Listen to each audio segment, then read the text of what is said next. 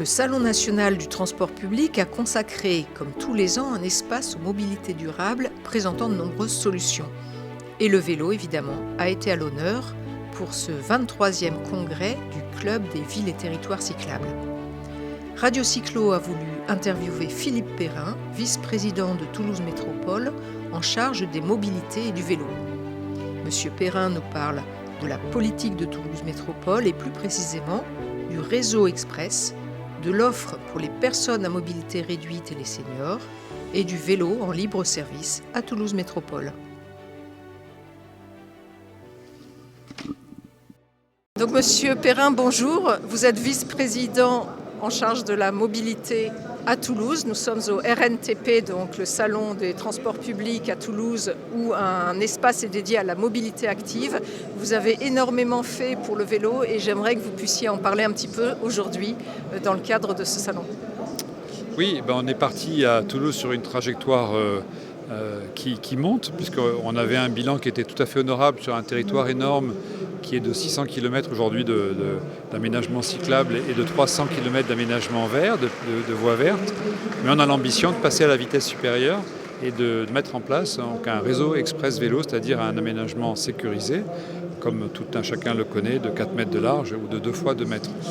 Et c'est assez novateur, puisque quand cette majorité est arrivée donc au pouvoir, les plans n'étaient pas encore faits, c'est-à-dire que le tracé était lancé sur une carte, mais voilà 1 an qu'on est donc dans le mandat maintenant, et on a passé la première année à faire les études de faisabilité et à commencer à regarder les cartes des premières branches qui sortent de terre en fait cet été, puisque le contournement de la piste aéronautique, à côté de laquelle nous sommes aujourd'hui, et la partie entre Colomiers et Blagnac, sera faite cet été au format du réseau express vélo, pour commencer.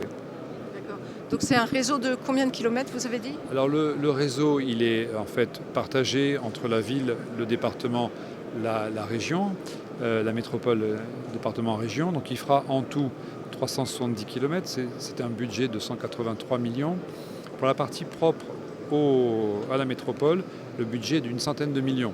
Alors qu'on n'a pas trouvé encore intégralement à cause de la crise Covid qui a enlevé au budget de cette métropole une vingtaine de pourcents de ses revenus. Et donc on est aujourd'hui sur 80 millions. Mais la ville de Toulouse a décidé de faire un geste en rajoutant sur son enveloppe locale, c'est-à-dire l'enveloppe de voirie, 10 millions par an, donc 60 millions de plus pour finalement un beau bébé aujourd'hui à 140 millions. Vous avez parlé tout à l'heure d'urbanisme tactique. Est-ce que pour mettre en place ce réseau express, vous avez également fait des expérimentations sur la base de l'urbanisme tactique, c'est-à-dire faire des expérimentations pour ensuite... Oui, par exemple, notre souci, c'est les franchissements. Alors, il y a un franchissement à Toulouse qui s'appelle la Sépierre, qui est au bout d'une route qui s'appelle la route de Saint-Simon. Pour être sûr que ça valait le coup de mettre un aménagement là, on a fait un aménagement tactique, notamment sur la route de Saint-Simon, pour voir si les gens passaient. C'est un axe qui va en fait sur la fac, sur une des 3 facultés de Toulouse. Et on était persuadé que c'était un axe majeur. On s'est aperçu qu'effectivement ça l'était. Donc ça nous permet de nous rassurer. Ça permet aussi, quand on n'a pas forcément le budget pour tout faire, bien de faire les parties faciles. Parce que des fois, il vaut mieux, par exemple, dans l'axe qui va d'ici à Colomiers et derrière vers la forêt de Bouconne, la partie Colomiers, elle est facile et on peut la faire en aménagement tactique et puis mettre l'argent plutôt dans, aujourd'hui, les parties les plus dangereuses, les carrefours, vers les petits villages et vers la forêt. L'aménagement tactique, c'est aussi, je pense, à la mise en sens unique de la grande rue Saint-Michel à Toulouse, le moyen d'essayer pour convaincre en fait les résidents que ça marche. Alors vous avez fait référence à des cibles qu'on a eu tendance à oublier longtemps, c'est-à-dire les personnes à mobilité réduite, les personnes âgées. Aujourd'hui, qu'est-ce que Toulouse Métropole peut proposer à ces cibles qui ont été un peu délaissées un certain temps ? Alors, pas assez. Dès le début du mandat, j'ai demandé à ce qu'on achète des vélos pour ces deux populations. Alors finalement, c'est souvent l'associatif qui prend le relais. Alors, on a financé, en partie financé, donc 3 vélos associatifs d'une association qui s'appelle Vélo sans âge, qui est bien connue en France et dont l'antenne toulousaine a commencé à travailler avec les maisons de retraite et avec un franc succès. Ça, c'est pour les personnes âgées. Il s'agit finalement d'un triporteur classique avec des problèmes d'empattement, par exemple. Il ne passe pas aujourd'hui entre les potelets.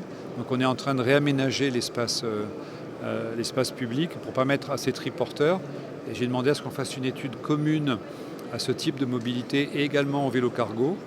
Et donc je travaille avec Applicoli, qui est une des associations qui travaille sur une société qui travaille sur le vélo cargo, la livraison en vélo cargo, pour regarder justement comment libérer des empattements nécessaires à passer au centre-ville.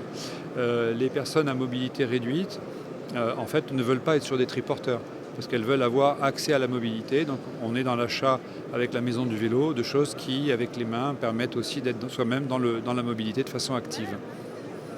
Alors pour le grand public et puis les touristes, le VLS existe déjà et va bientôt être renouvelé, je crois. Vous pouvez nous en dire quelques mots ? Oui, alors le VLS à Toulouse a été victime de son succès puisqu'il a très bien marché, il a une forte densité urbaine, un taux de rotation dont on est fier de presque 5 rotations par jour, donc quelque chose qui a été très utilisé. Ce qui n'est pas étonnant, le tarif très peu cher, 20 € à l'année, population d'étudiants, un temps clément, un terrain plat, tout était là.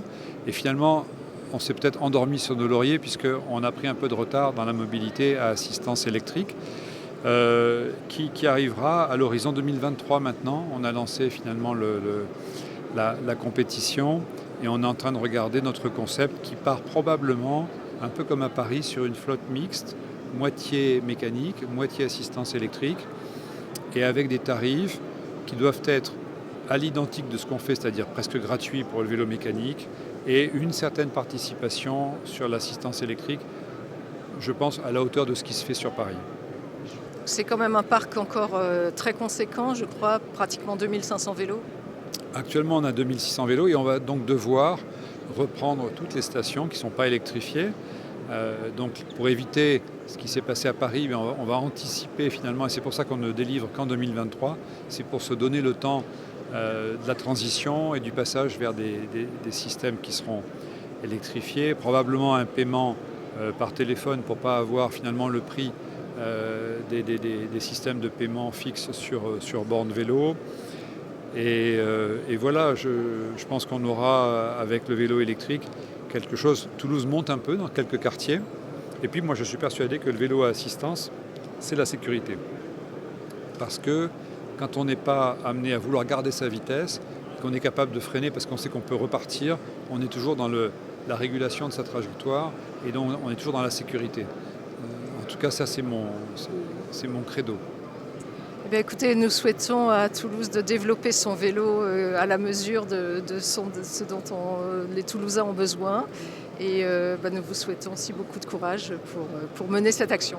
Voilà, écoutez, merci beaucoup. Ce qui est évident que Toulouse aime le vélo.